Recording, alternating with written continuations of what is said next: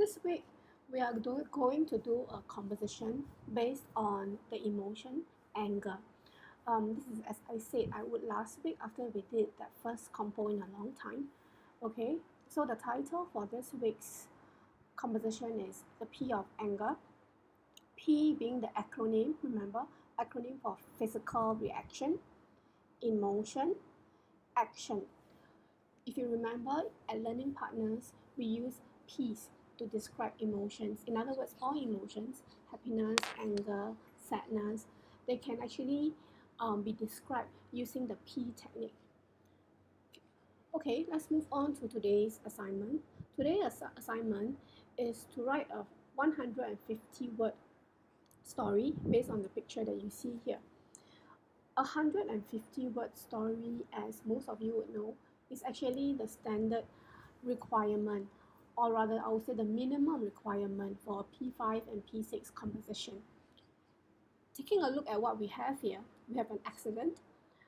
This accident has taken place at a fast food restaurant. We know that from the food that we see.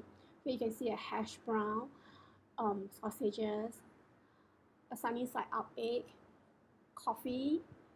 This mess here, it's not too clear what it is, but I think we would not be wrong if we say it is scrambled egg. And there's also French fries. So we can safely say that this restaurant is a fast food restaurant. In fact, McDonald's comes to mind. And if you want to inject a note of realism into your story, you can even put your characters as having gone to McDonald's for breakfast on a weekend.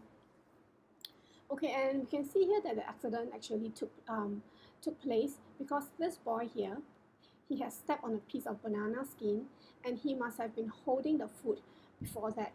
But as he loses his balance, he dropped his food, which then gets spilled onto two bystanders. And if we look even more carefully, we will see something that's rather interesting. This boy here on the right, see what is in his hand? A peeled banana.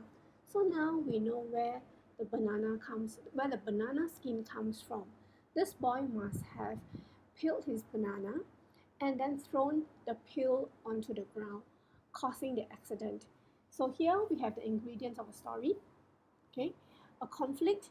So what we need to decide next is what happens after this, what happens next. A common complaint among children when they are writing stories is that they don't know what to write, they don't know how to write. So if you have such an issue, okay, to help you out, I actually have got the outline of the story here. Okay, so this is actually to help children who say they don't know what to write. But if your child or you yourself, you're a student, if you actually know what you want to do with the story, you don't need any more help, maybe other than to see the focus on how to describe emotion, then you don't have to rely on this. You can just take a look at it, but you can write your own story based on the picture that we saw on page 1. That's fine. Okay.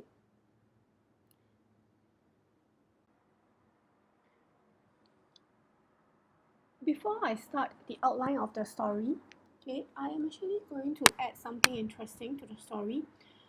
Instead of making all three parties, okay, the boy who dropped the food, the two victims, and the culprit, instead of making them all completely unrelated, I'm actually going to make these three people one family. In other words, the culprit is actually related to the victims. That will actually make it more interesting, right? Okay, then let's move on to the outline of the story. We will start at the place where we always start the story, paragraph 1, setting. Remember, in the setting, we actually have to address the 5 W's and 1 H, who the main characters are, where they are, what they are doing, why they are doing what they are doing, and how they are going to do it.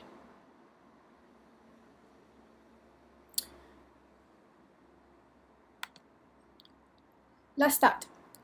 Sam woke up feeling very excited. He had been looking forward to this day. It was his birthday, and his mother, Mrs. Lim, had promised to take him and his sibling, Paul, to a fast food restaurant for a treat. The boys were utterly thrilled, as they were rarely allowed to taste fast food. Their mother felt that fast food was both costly and unhealthy, so they only got to eat it once in a blue moon. Taking advantage of the occasion, Sam had asked to go to McDonald's to celebrate his birthday, and his mother had agreed.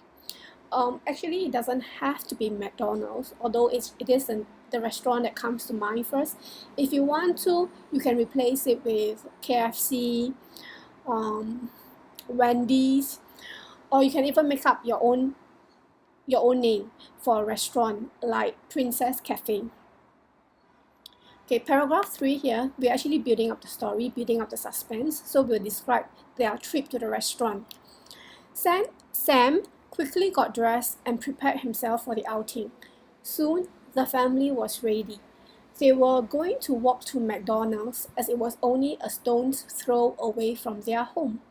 On their way to McDonald's, Mother kept reminding Sam, who was very playful, to behave himself. The trio reached their destination in a short while. McDonald's was bustling with customers, but they were very lucky as they managed to find an empty table quickly.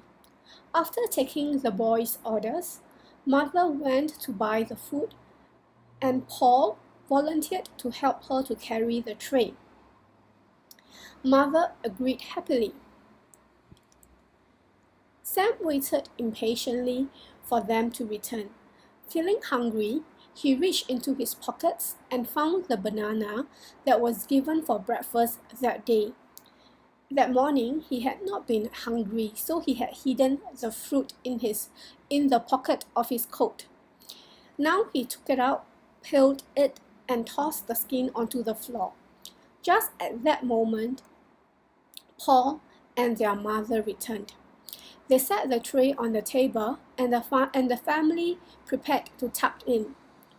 Before anyone could even take a bite, the most awful thing happened. An avalanche of French fries, soft drink, and egg landed on Paul and their mother.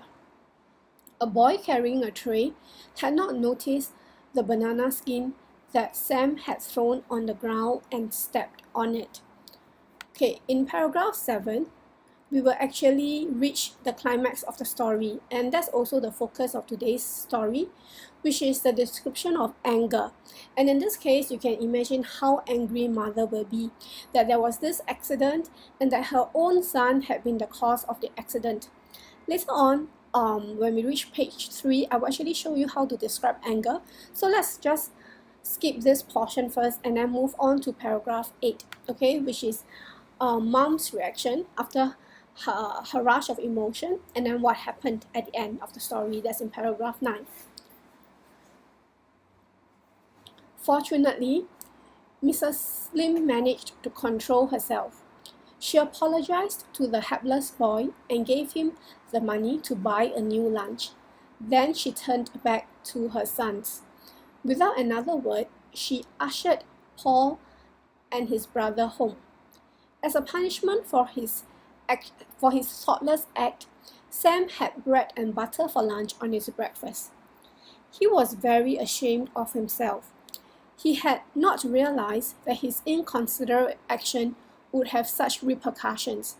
As he chewed on the bland bread, he swore that he would never litter again. What an awful birthday!